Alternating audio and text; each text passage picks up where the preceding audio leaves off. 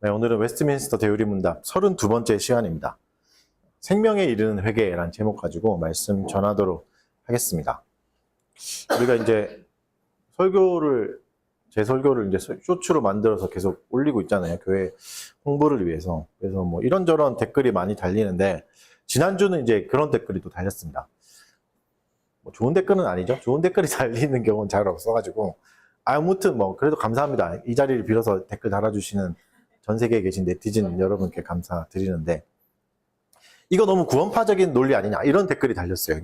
예정론을 얘기하면서 결국은 우리가 어떤 모습이든 하나님 우리를 구원하신다. 이게 이제 물론 이제 이렇게 보면 그 부분만 떼보면 구원파랑 굉장히 비슷해가지고 그렇게 볼 수 있거든요. 뭐 예정, 구원의 확실성, 취소되지 않음 이런 걸 얘기할 때 구원파도 비슷하게 얘기하긴 합니다. 그러나 이제 구원파와는 좀 다른 게, 과거와 현재 뭐 미래의 죄를 다 사해 주셨으니까 이제 마음대로 살아도 된다. 이건 아니죠. 이건 아니고, 개혁주의 신학이 말하는 것은 결국은 반율법주의는 아닙니다. 회개하게 하시는 또 은혜가 임한다는 내용까지 가야 되거든요. 그래서 개혁주의 구원론, 뭐 짧게 말하면, 사실 간단하게 말할 수 있는 건 아니지만, 취소되지 않는다, 구원은. 하나님의 구원은 창세전에 택하심이니까 취소되지 않습니다. 그러나 회개 없는 구원이 있는 건 아니다. 이것도 동시에 이야기하고 있습니다. 그래서 오늘 볼 문답 76문이 이제 중요한 거죠. 그래서 행함이 없는 구원은, 물론 행함은 구원의 근거가 되지는 않습니다. 하지만 구원받았다면 반드시 열매가 맺히는 것처럼 행함도 반드시 이어져 나옵니다. 그게 자연스러운 또 유기적인 일인 거죠. 그래서 회개의 열매를 반드시 맺습니다. 택함받은 백성이라면, 택자라면. 그래서 하나님의 영원한 작정 안에서 그리스도가 완전히 순종하셨고 그 의를 우리에게 전가해 주신다. 이게 이제 개혁주의 은혜의 이제 구원론이잖아요. 그래서 이미 용서받았으니까 마음대로 살아도 된다. 에서 끝나버리면 진짜 이건 구원파적인 칭의론이 되는데, 그거는 이제 개혁주의 칭의론은 아닙니다. 그래서 웨스트민스터 표준 문서들은, 대유리 문답, 소유리 문답, 신앙 고백서들은 이 부분을 아주 상세하게 잘 다루고 있습니다. 구원에 대해서 오해하지 않도록 읽어보시면 됩니다. 그래서 물론 회개했기 때문에, 회개했다고 해서 의로워지는 건 아니에요. 그래서 회개가 뭐 구원의 공로가 되거나 그럴 수는 없습니다. 그래서 구원의 유일한 근거는 뭐였죠? 기억나시나요? 그리스도죠. 그리스도가 하신 모든 일이 구원의 유일한 근거입니다. 내가 어떤 걸 했다, 내가 어떤 상태다, 내가 어떤 시간을 보냈다, 이런 게 아니라 그리스도가 하신 모든 것들을 나에게 주신다. 이게 근거입니다. 그래서 구원의 이제 강함은, 구원에 흔들리지 않으면 나에게 있지 않고 그리스도께 있습니다. 그래서 믿음으로 의롭다함을 받아서 구원받는 거죠. 참된 믿음은 반드시 또 뭘 가져옵니까? 그래서 열매를 맺습니다. 행동이 이어지는 거죠. 그래서 칭의가 있었고, 그러면 양자됨이 있고, 성화가 된다고 얘기했잖아요. 그래서 성화됨이 뭔가? 그래서 오늘 나오는 이 회개라는 이 주제가 반드시 이어지는 겁니다. 열매가 반드시 맺힙니다. 또 중요한 게, 오늘 설교 제목도 그렇게 잡았지만, 그냥 회개가 아니라 수식어가 붙었죠. 생명에 이르는 회개라고 합니다. 그러면 무슨 걸 좀 생각해 볼 수 있죠? 회개가 다 되는 건 아니구나. 다 생명에 이르는 건 아니구나를 또 알 수 있죠. 생명에 이르는 회개가 따로 있다. 이걸 말씀하시는 겁니다. 그래서 오늘은 생명에 이르는 회개가 무엇인가? 또 누가복음 19장 이야기, 삭개오의 이야기잖아요. 삭개오의 이야기를 통해서 생명이 있는 회개는 무엇인가? 또 그럼 반대, 사망에 이르는 회개도 있는 거죠. 생명에 이르지 못하는 회개도 있는 건데, 그런 것도 어떤 것인가를 한번 살펴보도록 하겠습니다. 그래서 오늘 누가복음 19장을 좀 보시면, 누가복음 19장은 누가복음 18장하고 약간 쌍을 이루어서 보시는 게 훨씬 더 좋습니다. 왜냐하면 굉장히 비슷한 이야기가 나와요. 18장과 19장. 18장에 누가 나오죠? 부자 청년이 나옵니다. 어느 날 예수님을 찾아왔던, 어려서부터 율법을 너무나 잘 지켰던 젊은 청년이 찾아옵니다. 관원이죠. 그러니까 굉장히 성실하게 살았고 세상적으로도 성공했고, 근데 율법도 너무 잘 지켰어요. 그리고 선한 마음이 있어요. 내가 어떻게 해야 구원을 받을 수 있습니까? 하고 질문하고 찾아옵니다. 그런데 예수님이 뭐라 말씀하시죠? 네 소유를 다 팔아. 부자였거든요. 소유를 다 팔아서 가난한 자에게 나눠주고 나를 따르라고 초청하세요. 그런데 그 말을 듣고 근심하고 돌아가죠. 그러니까 이제 제자들도 이제 난리가 나죠. 아, 저 사람 부자인데 잡아가지고 헌금이라도 좀 더 받고 보냈어야 되는데 약간 이런 마음이 있지 않았을까요? 그러니까 부자들도 막 그래요. 아니 그러면 누가 구원 받습니까? 이러니까 예수님이 하신 말씀이 부자가 천국에 들어가는 것은 낙타가 바늘 구멍에 들어가는 것보다 훨씬 더 어렵다. 부자가 들어간 건 정말 어렵다. 그러니까 너무 답답하죠, 제자들이. 그래서 묻죠. 그러면 누가 구원 받습니까? 이렇게 말하죠. 그러니까 예수님이 뭐라 말씀하시죠? 사람으로 할 수 없을 때 하나님은 할 수 있다. 그러면서 나오는 게 19장입니다. 그래서 19장은 이 질문의 답이에요. 누가 구원받아요? 그래서 비슷한 사람이 나와요. 또 부자가 나와요. 근데 이번에는 세리입니다. 세리는 유대인의 민족의 거의 우리나라의 친일파 같은 나쁜 사람이라 그랬죠. 민족 반역자. 세리인데 세리장이에요. 부자예요. 근데 이 사람도 구원을 찾아서 예수님을 찾아온 거죠. 뽕나무에 올라가죠. 근데 어떻게 하죠? 예수님이 너는 아브라함의 자손이다. 내가 구원하였다. 이렇게 말해요. 구원을 받아요. 이 두 가지 사건이 굉장히 이제 비슷하면서도 다른 이야기입니다. 그래서 이걸 통해서 이제 쌍으로 같이 이제 보셔야 됩니다. 그래서 누가 구원받을 수 있냐? 사람이 할 수 없는 거 하나님은 할 수 있다. 그러면서 삭개오를 보여주시는 겁니다. 삭개오의 이야기가 우리에게는 굉장히 중요한 거죠. 이제 흔히 오해할 수 있는 게 삭개오가 구원받은 근거가 뭘까? 그러니까 사실 너무 충격적이거든요. 구원이라고 하는 주제에 대해서 18장에 나오는 부자 청년이 훨씬 더 가까워 보입니다. 어려서부터 율법을 다 지켰잖아요. 그리고 관원이고 또 예수님을 찾아와서 구원을 갈망하고. 근데 19장에 나오는 삭개오는 구원과는 진짜 먼 사람이에요. 민족을 배신하고 등쳐먹고 세리 수준이 아니라 세리의 장, 세리에서 대표되는 가장 높은 사람이거든요. 그러니까 얼마나 더 세리도 또 등쳐먹는 게 세리장이거든요. 얼마나 더 악한 사람이에요. 구원과 가장 먼 사람인데 이 사람이 구원받아요. 이게 얼마나 어려운 문제예요. 그러니까 많은 사람들이 이제 고민해서 그럼 삭개오가 잘한 게 뭐가 있을까? 막 찾다 보니까 하나 있죠. 뽕나무에 올라갔다. 키가 작았지만 뽕나무에 올라갔다. 아, 우리 이렇게 열심히 올라가서 예수님을 하는 갈망이 있어야 구원받습니다. 이렇게 이제 얘기한다는 건 사실 안 맞는 거죠. 그렇게 치면 18장의 부자 청년이 훨씬 더 열심히 했거든요. 어려서부터 율법도 다 지켰고, 삭개오가 율법을 지켰겠습니까? 이웃을 등쳐먹었었는데, 그것만으로도 이미 많은 율법들, 십계명을 다 어긴 거잖아요. 그랬던 사람인데, 뽕나무에 올라간 거 그거 하나로 구원해 주셨다고 말하기엔 너무 약하죠, 행위가. 그러니까 그거는 사실 안 맞는 거죠. 뽕나무에 올라가는 열심, 예수님이랑 갈망, 이것 때문에 구원받았다는 건 사실 좀 인본주의적입니다. 인간의 행동을 중심으로 구원을 다시 생각하는. 그렇지는 않습니다. 삭개오의 결단력이 아니라 결론은 뭐죠? 주님이 찾아오신 주권적인 방문이죠. 주권적인 은혜가 구원하게 된 근거죠. 그래서 좀 더 자세히 살펴보면 오늘 본문을 보시면 본문 한번 읽어봅시다. 우리 1절부터 5절까지 한번 같이 한번 읽어볼까요? 본문의 1절부터 5절까지 읽겠습니다. 시작. 예수께서 여리고로 들어가 지나가시더라. 삭개오가 유명한 자가 있으니 그의 자녀 또한 부자라.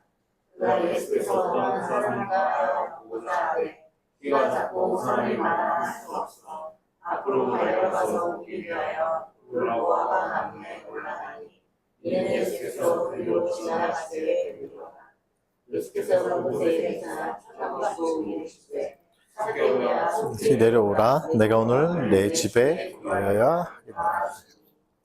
이 내용이 이런 내용이죠. 어느 날 예수님이 오셨습니다. 여리고라는 동네에 오셨죠. 그때 삭개오가 있었고 키가 작았고 한계가 있었죠. 키가 작으니까 여러 무리의 까치발 들어도 예수님 못 보니까 예수님을 좀 보고 싶은데 이 사람 좀 핫하다던데 유명하다던데 보고 싶으니까 이제 나무에 올라가죠. 돌무화과 나무, 뽕나무죠. 뽕나무에 이제 올라가서 이제 보게 됩니다.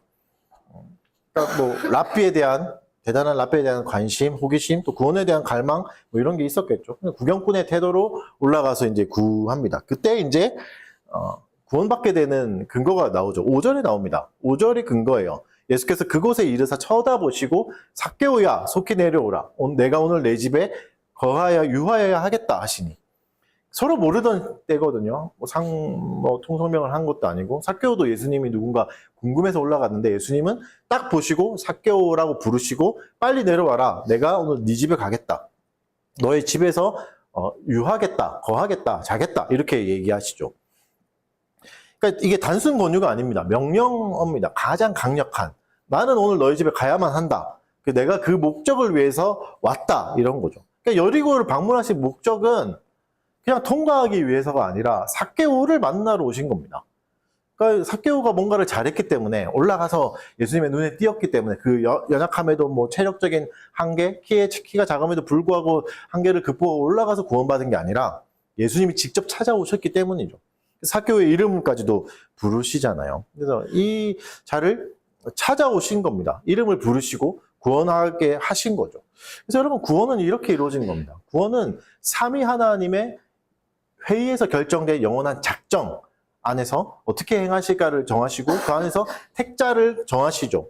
예정하신 거잖아요. 그리고 성자가 직접 걸어서 오십니다. 그리고 성령이 유효적인 부르심으로 역사하십니다. 내가 네 집에 유하해야 하겠다, 내려오라 하실 때 거부할 수 없는, 성령이 일하셔서 거부할 수 없게 하셔서 그 명령에 순종할 수밖에 없게 하는, 기쁘게 순종할 수밖에 없게 하는, 또 자발적으로 순종할 수밖에 없게 하는 그 역사가 일어나서 순종하게 되는 거죠. 그래서 구원은 인간의 어떠함이 들어가는 게 아닙니다. 삼위 하나님의 사역입니다. 삼위일체 하나님의 사역인 거죠. 그래서 마음을 개방하게 되는 거죠. 그래서 예수님이 잃어버린 양을 찾으러 왔다고 하시잖아요. 여러분, 잃어버린 양을 한번 생각해 보시죠. 잃어버린 양을 목자가 찾아야 되는데, 그 찾음은 잃어버린 양에게 달려있지 않습니다. 잃어버린 양이 뭔가를 좀 더 잘하면 목자가 더 잘 찾을 수 있을까요? 목욕을 재개하고 털도 깎고 자기가 나름대로 목자에게 잘 보이게 해서 삐까뻔쩍하게 목욕하고 있으면 목자가 더 잘 찾나요? 그렇지 않죠. 잃어버린 양이 소리 지르면 목자가 더 잘 찾을 수 있지 않습니까? 라고 하는데, 잃어버린 양은 지금 야생에게 버려져 있는 거잖아요. 야생에게 있는 거고, 소리를 지르는 순간 목자만 듣는 게 아니라 야생 동물도 듣는 거죠. 사제도 들을 수 있고 곰도 들을 수 있어요. 천적들이 들을 수 있다고요. 그러면 죽어요, 먼저. 아무리 목자가 빨리 가도 그것보다 더 빨리 갈 수는 없겠죠. 그래서 그 잃어버린 양에게 달려있지 않습니다. 잃어버린 양을 찾는 거에는 무슨 요동이 있죠? 무슨 근거가 있는 거죠? 잃어버린 양을 찾을 수 있을 때는 목자에게 달려있습니다. 모든 100%. 목자의 청각에 달려있고, 목자의 시력에 달려있고, 목자의 예민함에 달려있고, 목자의 열심, 그리고 끝까지 추적하는 목자의 집요함에 달려있지, 어린 양, 잃어버린 양이 뭔가를 더 잘한다고 해서, 뭔가를 한다고 해서 더 잘 발견되거나 그럴 수 없다는 겁니다. 삭개오가 뽕나무에 올라갔기 때문에 예수님 눈에 잘 띄어서 구원받은 게 아니라 예수님이 작정하고 찾아오셨기 때문에, 이 잃어버린 양을 구원하러 오셨기 때문에 간 거죠. 그래서 여러분, 잃어버린 양이 스스로 길을 찾아서 복귀할 수는 없습니다.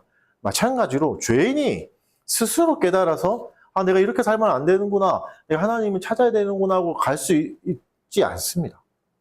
회개도 내가 만들어내는 게 아닙니다. 내가 뭔가 깨달았구나, 이제 나는 회개할 거야, 이게 아니라고요. 회개도 100% 하나님의 선물입니다. 회개는 어떻게 일어나는가? 인자가 왔기 때문에, 잃어버린 자를 찾으러 왔기 때문에 한 겁니다. 그래서 누가복음 19장 10절은 인자가 온 곳은 잃어버린 자를 찾아 구원하려 함이라. 예수님이 오셨기 때문에 우리가 회개할 수 있게 되는 거지, 내가 뭔가 깨달았기 때문에, 뭔가 이제 좀 마음이 부드러워졌기 때문에가 아니라고요. 그래서 회개가 뭔가 한 번 더 살펴봅시다. 대리문답 76문을 한번 문답해 볼까요? 76문.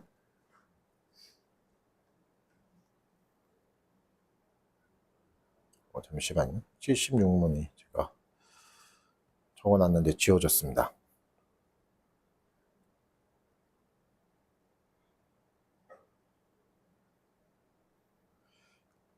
(76문) 문답해 보겠습니다. 76문. 생명에 이르는 회개는 무엇입니까?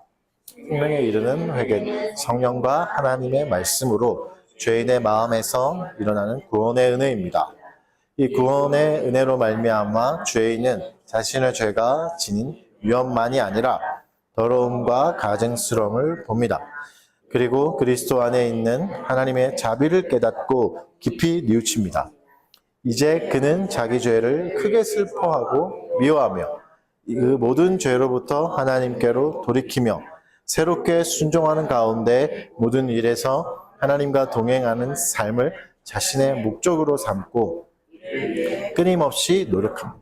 이게 생명에 이르는 회개입니다. 중요한 구절이 생명에 이르는 회개 첫 문장인데, 생명에 이르는 회개는 성령과 하나님의 말씀으로 죄인의 마음에 일어나는 구원의 은혜다. 것들 원문을 오늘 좀 넣어드렸는데, 영문으로 보면, 영어로 보면 wrought in the heart of the sinner by the Spirit and the word of God이에요. wrought가 뭡니까?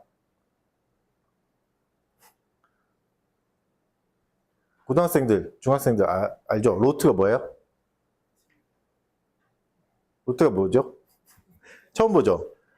이게 17세기 영어입니다. 지금은 안 써요. 그래서 이제 모르는 겁니다. 알 수가 없어요. 17세기. 이게 뭐냐면 worked의 과거형입니다. 과거 분사.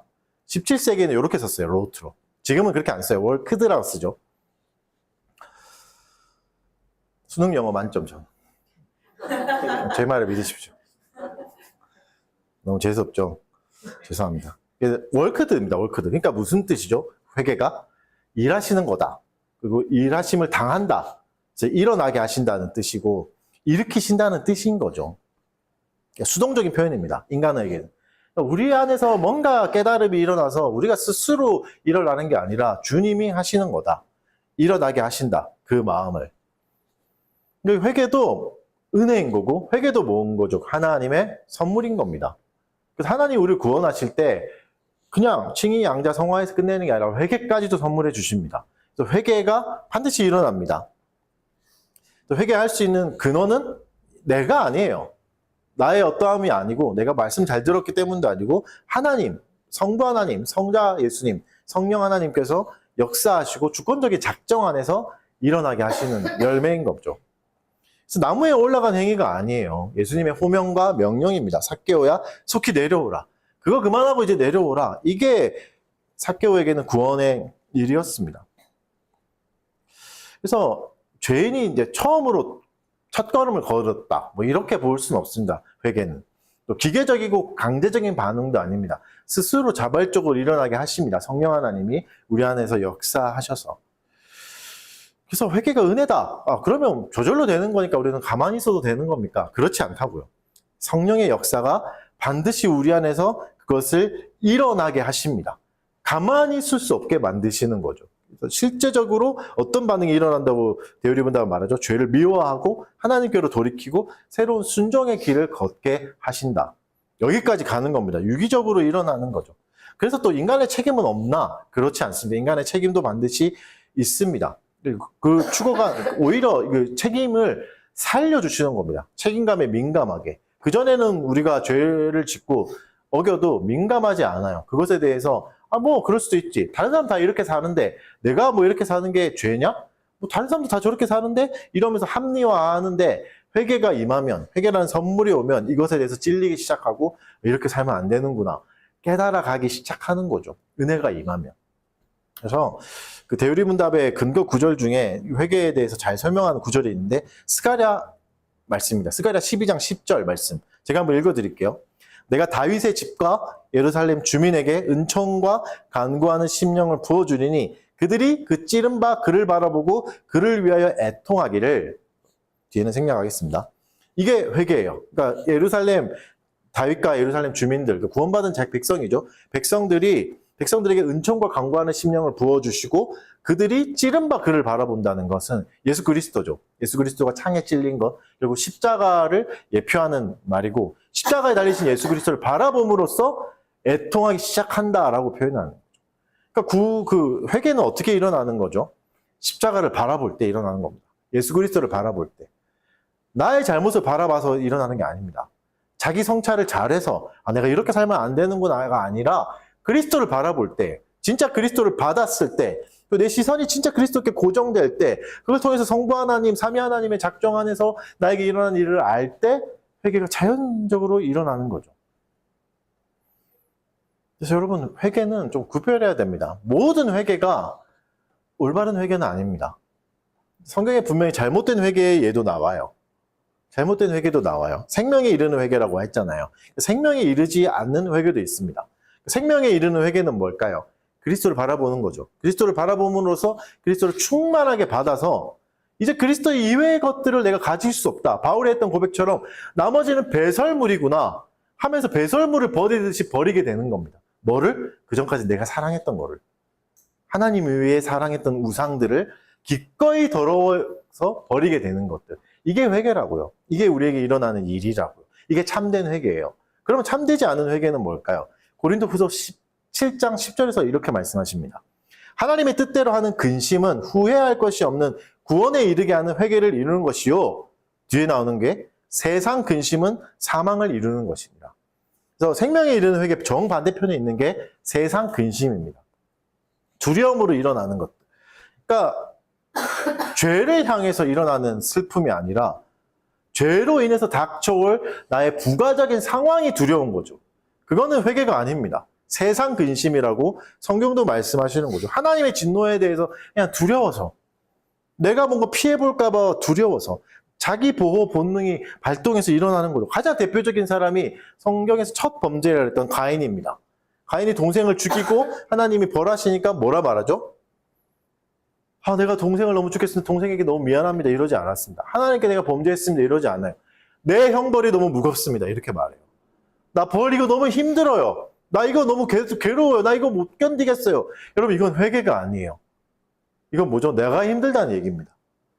그리스도를 바라보는 게 아무것도 없습니다. 나를 바라보는 겁니다. 나 너무 힘드니까 이거 좀 낮춰주세요. 나 좀 불쌍해요. 잘못했습니다. 이건 회개가 아닙니다. 맞을까 봐 두려워서, 그리고 맞는 게 두려워서, 고통스러워서 나간다는 건 회개가 아닙니다. 바른 회개가 아닙니다. 그러니까 내가 받아야 될 형벌의 크기만은 탄식하는 거죠. 죄에 대한 회개가 아니죠. 가룟 유다도 그랬습니다. 가룟 유다가 스승을 팔아버리고 배신한 후회와 가책은 일어났지만 뭐는 못했죠? 그리스도께로 가지는 못했습니다. 그리스도를 보고 그리스도께 자비를 구하지는 못했어요. 자신의 더러움만 보고 자신의 괴로움으로 해서 사법적인 공포, 자기에 대한 절망, 그래서 끝이 뭐죠? 스스로 죽어버리는. 이거는 세상 근심입니다. 여러분, 우리 안에 일어나는 회개를 잘 구별하셔야 됩니다. 세상 근심으로 인해서 하나님을 찾는다. 물론 생명에 이르는 회개의 시작이 세상 근심일 수도 있습니다. 두려움 때문에 하나님을 찾아왔으나, 그러나 과정은 반드시 생명에 이르는 회개가 돼야 됩니다. 그리스도를 바라봐야 됩니다. 그리스도에 대해서 충만해져야 합니다. 그래서 충만해지면 뭐죠? 나머지가 배설물처럼 돼서 그것을 기꺼이 던져버릴 수 있어야 됩니다. 인생의 위기가 와서, 현실적인 공포가 있어서, 심판에 대한 두려움 때문에 일시적으로 눈물을 흘리고 하나님을 찾을 수는 있죠. 교회당 안에서 일어나, 예배당 안에서 일어나 수많은 회개가 이제 그렇게 일어날 수 있지만, 그거는 성경이 분명히 말하죠. 그거 가인도 한다. 가룟 유다도 그건 한다. 그러면 마귀도 하는 거다. 마귀의 회개가 유용할까요? 그렇지 않습니다. 마귀는 절대 그리스도 앞에 나가지 않습니다. 그리스도를 구하지 않습니다. 구할 수 없습니다. 처음부터 택함받지 못했기 때문에. 그래서 여러분, 우리의 회개를 잘 구별하셔야 됩니다. 그래서 생명에 이르는 회개는 우리를 공포에 주저앉히지 않아요. 오히려 나의 더러움을 보게 하고 더럽기 때문에 더 그리스도를 찾게 합니다. 하나님께 더 은혜를 구하게 합니다. 이게 회개입니다. 여러분의 회개를 잘 한번 생각해 보시죠. 이때까지 해왔던 회개들, 지금도 하고 있는 회개들, 그냥 두려움 때문은 아닌가, 형벌 때문은 아닌가. 그럼 세상 근심입니다. 나의 안전, 내 것, 내가 어떻게 되면 안 되니까 두려워서, 내가 이러면 관계가 어려워질 것 같으니까, 사람들에게 욕먹을 것 같으니까, 그건 다 세상 근심이에요. 그거는 올바른 회개가 아닙니다. 생명에 이르는 회개가 아니라고요. 생명에 이르는 회개는 그리스도를 바라봅니다. 죄 자체를 미워하게 돼요. 그래서 여러분, 복음적 회개를 웬만하면 다 두려워해요. 왜냐면 내 죄가 까발려지는 거잖아요. 내 죄가 다 드러나는 거고 나의 더러움을 보게 되는 거, 생각만 해도 두렵죠. 생각만 해도 겁나고, 그래서 싫어하는데 막상 그 복음적 회개, 생명의 회개를 누리는 사람은 너무 기뻐합니다. 너무 은혜에 찹니다. 그게 삭개오를 통해서 드러나죠. 삭개오가 분명하게 그걸 보여줍니다. 죄의 물론 더러움을 보는 게 괴롭지만 본질은 죄의 더러움을 고백하는 게 아니에요. 죄의 더러움을 보고 내가 죄를 버리겠습니다. 내가 이런 죄를 지었습니다. 라고 말하는 게 아니라 본질은 뭐죠? 내가 그리스도를 얻었습니다. 그리스도가 나에게 모든 은혜를 전가해 주셨습니다. 이게 핵심이라고요. 그래서 나머지 것은 기꺼이 배설물처럼 여기서 버릴 수 있습니다. 나는 이제 이것에 매이지 않습니다. 라고 말할 수 있게 되는 거예요. 그래서 다윗의 회개가 표본이죠. 생명의 일은. 다윗이 바셋바와 범죄했을 때 뭐라고 고백합니까? 하나님, 죄가 너무 무겁습니다. 내 가족을 다 죽이는 건 좀 너무하잖아요. 이러지 않죠. 내가 여호와께 범죄하였습니다. 죄의 본질을 본 겁니다. 내가 하나님 앞에 범죄하는 거구나. 내가 가족한테 이러는 것들, 내가 십계명을 어기는 것들, 사람들과의 관계에서 투닥거리는 것 같아 보이지만 결국 이게 하나님께 범죄하는 거구나. 내가 지금 하나님께 범죄를 쌓고 있구나. 그걸 깨닫게 되는 거죠. 이게 생명에 이르는 회개입니다. 그래서 하나님 앞에 뉘우치게 되는 겁니다. 죄의 본질이 그거죠. 하나님과의 관계를 파괴하는 거잖아요. 하나님과 관계가 끊어져 버린 게 죄의 본질이잖아요. 이걸 알게 되고 하나님께로 다시 가게 되는 겁니다. 삭개오를 보십시오. 우리 본문을 읽어봅시다. 누가복음 19장 8절 같이 읽어봅시다. 시작. 서서 주께 여짜오되 주여 보시옵소서 내 소유의 절반을 가난한 자들에게 주겠사오며 만일 누구의 것을 속여 빼앗은 일이 있으면 내 갑절이나 갚겠나이다. 뭐라 말하죠? 내 소유의 절반을 가난한 자에게 나눠주고 속여 빼앗은 일. 그러니까 세일이니까 속여 빼앗은 일이 많겠죠? 그거 있으면 곱하기 4 해가지고 갚겠습니다. 이렇게 말합니다. 그러니까 이거 하면 어떻게 되냐면 거지 되는 겁니다. 자기 재산 다 날라가는 겁니다. 곱하기 4까지 하니까 얼마나 많은 재산을 부정적으로 축적했겠습니까? 사실 그 말이 나오는 거죠. 내 인생이 이랬습니다. 내가 엄청난 부자가 됐는데 대부분은 절반은 이상은 누구의 것을 속여서 빼앗은 겁니다. 이걸 고백하고 있는 겁니다. 죄가 더럽잖아요. 죄를 고백하고 있다고요. 들켜서? 아니요, 그렇지 않아요. 그리스도를 만났기 때문에. 더 좋은 것을 보았기 때문에 더 나쁜 것들, 그 하에 있는 것들, 그 아래에 있는 것들 기꺼이 고백하고 던져버리게 되는 겁니다. 이게 구원의 열매입니다. 이런 걸 해서 구원받은 게 아니라 예수 그리스도로 인해서 구원을 받았으니까 이게 임하게 되는 거죠. 배상했기 때문에 구원받는 게 아니라 구원받았기 때문에 배상하게 되는 겁니다. 그리고 이게 뭐죠? 우상의 폭로입니다. 나를 붙들고 있었던 건 돈이었습니다. 이렇게 고백하는 겁니다. 나는 기꺼이 이걸 이제 버리겠습니다. 절반은 나눠주고 사람들에게 사기쳐서 한 걸 곱하기 4 하겠습니다. 그리고 레위기 6장 5절에 이 법이 있습니다. 이스라엘 백성에게는. 속여 빼앗은 것에 대한 법이 있어요. 탈취물, 거짓 맹세가 했거나 탈취물은 어떻게 하냐면 원금을 갚고 그것에 5분의 1을 더해서 갚으라는 법이 있어요. 율법이에요. 레위기 6장 5절에 나왔어요. 근데 삭개오는 뭘 하죠? 5분의 1이 아니죠. 20%가 아니죠. 곱하기 4를 해버립니다. 그러니까 이게 은혜입니다. 이게 회개예요.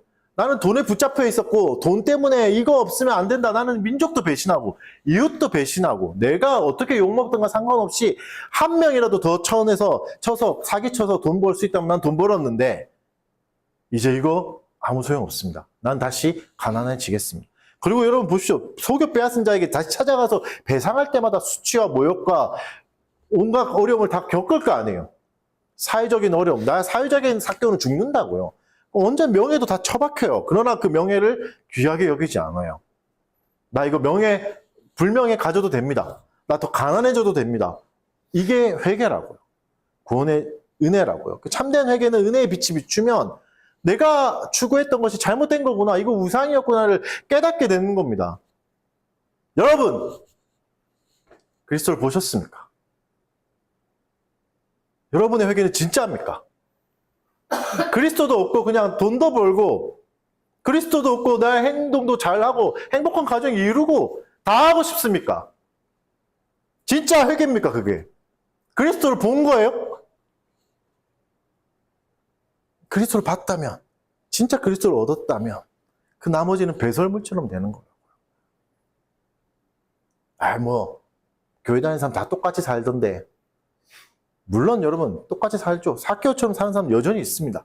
그러나 그것은 그 사람이 잘해서가 아니라 이게 하나님의 일반 은총입니다. 특별 은총이 아니라 가인에게도 하나님이 은혜를 베풀어 주세요. 그럼 가인의 삶은 긍정되는 건가요? 가인처럼 살아도 되는 거예요. 동생 죽이고 여러 곳에 가서 음란하고 악독하게 살아도 되는 거예요. 아 괜찮다고 하나님이 해주시는 거예요? 아니요. 일반 은총이라고. 죽을 죄인에게도 하나님은 은혜를 베풀어 주신다고. 교회 다녀야만 부자 되나요? 교회 안 다녀도 부자 되게 하신다고요. 일반 은총이라고. 하나님의 은혜를 모독하는 행위입니다. 다 이렇게 살던데? 다 이렇게 살던데? 그리스도라고 다 별거 없던데? 제발 그렇게 살지 마십시오. 그 하나님의 은혜를 모독하는 행위입니다. 일반 은총을 마치 나도 이렇게 살아도 되는 것처럼 스스로 합리화하는 건 가인이 갔던 길입니다. 그건 회개가 아니라고. 사랑하는 여러분, 그래서 감정적인 배설만이 회개가 아닙니다. 진짜 내 삶을 돌아보고 내가 나를 붙잡고 있던 하나님 이외에 잘못된 그 모든 것들을 기꺼이 버릴 수 있게 되는 게 회개입니다.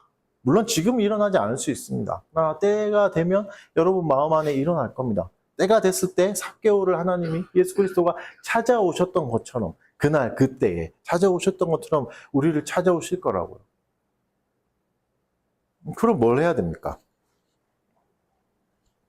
내가 갖고 있는 재산 다 지금 버리고 내가 잘못했던 거 다 지금 나와서 한 명씩 고백하고 이렇게 해야 됩니까? 아니요. 그것조차도 우리는 할 수 없습니다. 우리가 할 수 있는 건 은혜의 방편밖에 없습니다. 그리스도를 더 충만하게 누리려면 뭐 해야 됩니까? 말씀과 기도와 성례를 진심으로 경건하게 잘 사용해야 됩니다. 그거밖에 없습니다. 그걸 해야 우리 안에 그리스도가 더 커지고 그 진리의 빛이 더 밝게 비춰서 우상을 볼 수 있게 되는 겁니다. 그게 여러분 우리에게도 더 좋은 겁니다. 지금 그게 없어서 너무 괴롭잖아요. 나는 이거 있었으면 이게 있어야 내 인생이 훨씬 더 나아질 것 같은데 이걸 못 했는데 하는 그게 우상이라고요. 그 어떤 것도 우리가 사는데 없으면 안 되는 건 없습니다. 딱 하나밖에 없습니다. 하나님밖에 없습니다. 그럼 구원의 은혜라는 게 그런 겁니다.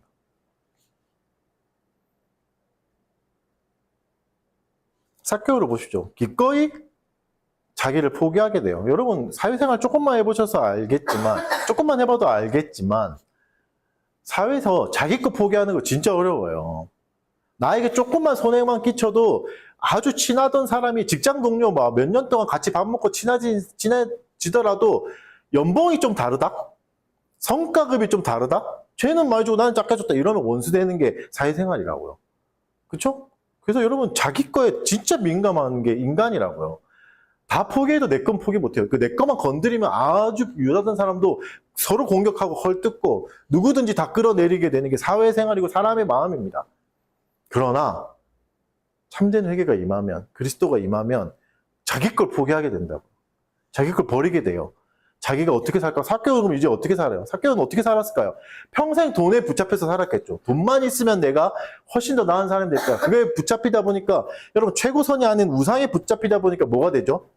인격이 파괴됩니다. 주변 사람이 어떻든 상관없죠. 여러분 이게 동족의 그 돈을 사기쳐서 고혈을 짜낸다는 거 그거 아무나 할 수 있나요? 쉽지 않습니다. 사람들이 미움 다 받고 세리는 법정에서 증언도 못해요.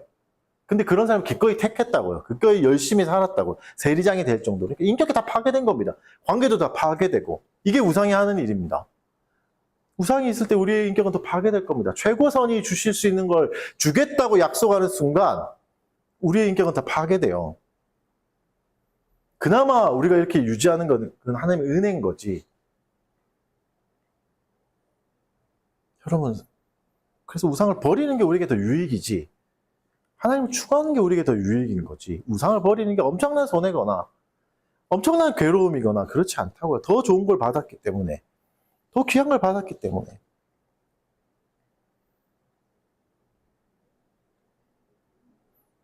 제가 너무 흥분했네요. 죄송합니다. 여러분께 화내는 건 아닙니다. 오해하지 마십시오. 그런 건 아니고. 그래서 여러분, 우상에 벗어난 사람은 그게 자유입니다. 두려움에서 벗어나는 겁니다. 불안에서 해방되는 겁니다. 끝끝내 돈을 추구하기 위해서 뭐든지 다 했던 삭개오는 이제 드디어 돈에서 자유하게 됩니다. 그리고 명예까지도 기꺼이 버리게 됩니다. 어떤 말을 듣던 간에 어떤 내가 가난한 삶을 살던 간에 세리가 이제는 아니더라도 나는 돈 없어도 여전히 키 작은 가난한 자가 되더라도 기꺼이 가는 것. 더 좋은 걸 받았으니까. 그리스도를 받았으니까. 사랑하는 성도 여러분, 이게 택자에게 일어나는 은혜입니다. 하나님의 택한 자들에게 일어나는 긍휼입니다. 그래서 은혜의 방편을 귀하게 여기십시오. 이걸 더 잘 사용하십시오. 말씀과 기도와 성례에 적극적으로 참여하십시오. 신실한 마음으로 참여하십시오. 신자가 할 건 그거밖에 없습니다. 성령께서는 반드시 이 은혜의 방편을 통해서 우리의 죽은 영혼을 각성시키고 그리스도를 향해서 더 진리의 빛을 비춰주게 하셔서 그리스도를 더 잘 바라보게 하십니다. 그래서 잘못된 것들, 우상들, 나를 붙잡고 있던 수많은 두려움과 걱정들, 근심들, 우상이 주는 괴로움들, 그것에서 벗어날 수 있게 해주신다고요. 그게 자유라고요. 그게 진리라고요. 성부 하나님의 영원한 작정 안에 있는 그 은혜를 믿으십시오. 신뢰하십시오. 삭개오에게 일어난 일들을 오늘 우리에게도 해주신다고 말씀하시는 겁니다. 우리가 붙잡고 있는 것들을 놓으십시오. 그리스도를 더 바라보십시오. 그리스도를 충만히 받으십시오. 눈물이나 감정적인 회개도 물론 필요하겠지만 그게 회개의 본질적 증거가 아닙니다. 회개의 진짜 증거는 뭐죠? 기꺼이 이전 삶을 버릴 수 있게 되는 겁니다. 저 같은 목사들이 이제 많은 죄를 저지르잖아요. 저지른 다음에도 저는 회개했습니다 하면서 계속 목회를 이어가는 건 사실 참된 회개가 아닐 수 있습니다. 가장 못 놓는 거, 이거를 버릴 수 있어야 되거든요. 그리고 내가 죄를 지었던 근거가 됐던 모든 행위들을 다 버릴 수 있어야 됩니다. 그리스도를 받았다면. 근데 얘도 그렇게 못하고 나는 계속 회개했으니까 이거 계속 이어가겠습니다. 그러니까 구원파적인 회개는 뭐죠? 삭개오가 나 회개했으니까 이제는 착한 세리가 되겠습니다. 이거거든요. 이걸로 살겠습니다. 하는 거는 회개가 아닙니다. 삶의 방향이 바뀌는 거. 이게 회개입니다. 사랑하는 여러분, 삶의 방향까지도 바뀌어야 됩니다. 계속 죄를 지을 수 있는 길로 가면서, 계속 그런 음란한 길로 가면서, 계속 하나님과 반대로 가면서 나는 은혜로 살 수 있다고 자신하지 마십시오. 길이 바뀌어야 됩니다. 그리스도는 그 길을 바꿔주시는 겁니다. 그 은혜를 우리에게 주시는 겁니다. 은혜를 누리십시오. 은혜의 방편을 누리십시오. 여러분, 우리가 드리는 예배가 어쩌면 그냥 삭개오가 뽕나무에 올라가는 수준일 수 있습니다. 오늘 어떤 설교 하나 들어보자. 오늘도 어떤 말을 하나 들어보자. 그래도 의무감이 있으니까 안 오면 또 잔소리 들으니까 가보자. 이렇게 왔을 수도 있다고요. 그러나 기쁜 소식은 여러분이 온 게 아닙니다. 삭개오가 올라갔다고 구원받은 게 아닙니다. 그리스도가 직접 한 명 한 명을 찾아오신 겁니다. 저와 여러분을 찾아오신 겁니다. 어떤 상태에 왔던 거에 상관없이 우리의 열심과 우리의 노력은 삭개오 정도 수준밖에 안 될 겁니다. 그러나 하나님은 창세전에 더 큰 걸 예비하셨다고요. 이게 우리에게는 복음입니다. 내가 그냥 끌려온 것 같지만, 강제로 온 것 같지만, 열심히 그냥 어떻게 온 것 같지만 그거 다 필요 없이 그리스도가 우리를 부르신 겁니다. 한 명 한 명을 지명하셔서 속히 내려오라고 말씀하셔서 우리가 여기 온 겁니다. 그렇다면 주님이 더 좋은 걸 주실 겁니다. 더 좋은 걸로 우리를 채워주실 겁니다. 그래서 나머지 거는 기꺼이 배설물이 될 수 있게. 사랑하는 성도 여러분, 이번 한 주간 그 은혜를 좀 누리십시오. 생명에 있는 회개가 우리에게 얼마나 좋은가를 기억하시고 그걸 잘 누리시고 은혜의 방편으로 돌아갈 방법을 간구하시면서 일주일을 사십시오. 그 은혜가 우리를 더욱더 좋은 사람이 되게 할 겁니다. 삭개오는 훨씬 더 좋은 사람이 됐을 겁니다. 하나님의 형상이 회복됐을 거니까. 그 일이 우리에게 일어나는 겁니다. 훨씬 더 좋은 사람이 될 겁니다. 이 은혜를 풍성히 누리시는 저와 여러분 되시길 주의 이름으로 축원합니다.